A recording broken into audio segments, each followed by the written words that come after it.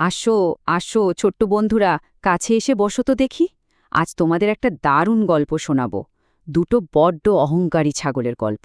চলো, দেরি না করে সোজা গল্পে ঢুকে পড়ি। আমাদের গল্পঘরের জাদুকরি দুনিয়ায় তোমাদের সবাইকে স্বাগতম।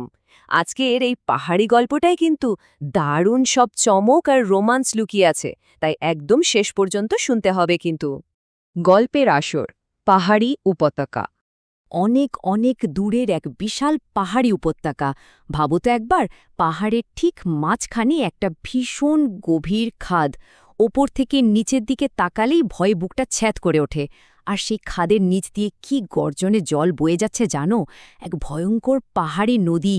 বড় বড় পাথরে ধাক্কা খেয়ে জল যেন ফুঁসছে। সেই নদীর স্রোত এতই বেশি যে একবার তাতে পড়লে আর কোনো রক্ষে নেই বাবা। এখন তোমরাই বলো, এত ভয়ঙ্কর নদী আর গভীর খাদ বনের প্রাণীরা পার হবে কি করে? উপায় ছিল একটাই। নদীর এপার থেকে ওপার পর্যন্ত একটা বিশাল গাছ ভেঙে পড়েছিল। ওই গাছের সরু গুড়িটাই ছিল এপার ওপার যাওয়ার একমাত্র সেতু। সেতুটা যে কতটা সরু ছিল তা আর কি বলবো। দুটো ছোট্ট কাঠবিড়ালিও যদি দুদিক থেকে আসতো না, তারা কিন্তু ঠিকমতো পার হতে পারত না। ওই সরু পথ দেখলে তো বাঘা বাঘা সাহসী প্রাণীরও ভয়ে পা থরথর করে কাঁপতে শুরু করবে। কিন্তু একদিন হলো কি, দুটো পেল্লায় আকারের পাহাড়ি ছাগল নদীর ঠিক দুই পাড়ে এসে হাজির। তারা দুজনেই কিন্তু বেশ সাহসী, কাউকে ভয় টয় পায় না। তবে একটা মস্ত বড় সমস্যা ছিল। দুজনেই না বড্ড একগুঁয়ে আর অহংকারী। প্রথম ছাগলটা মনে মনে ভাবল, আমি এত বড় বীর, আমি কেন ভয় পাব? ঠিক একই কথা ভাবল ওপারের ছাগলটাও। বিশাল বিশাল শিং আর তাগড়াই চেহারা নিয়ে তারা ভাবছিল তারাই যেন ওই পাহাড়ের রাজা। এত সরু আর বিপজ্জনক পথ দেখে যেখানে সবারই ভয় পাওয়ার কথা, সেখানে এদের মনে কিন্তু বিন্দুমাত্র ভয় ডর নেই।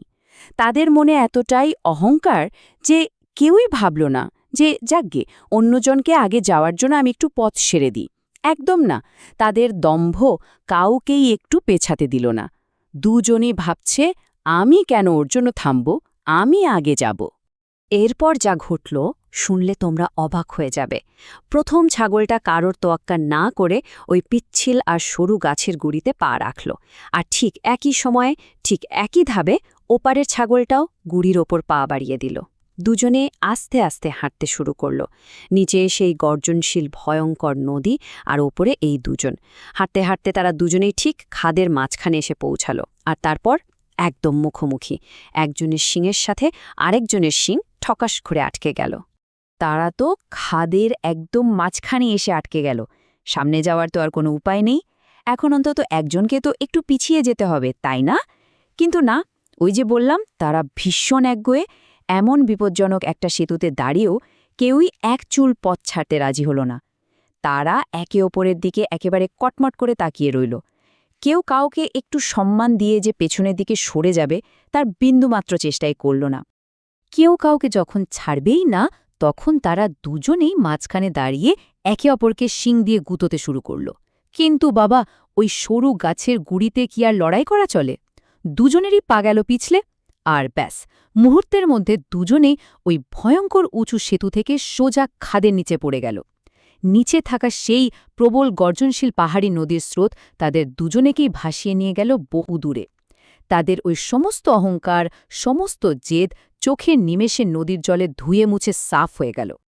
গল্পের শিক্ষা, আজ আমরা কি শিখলাম?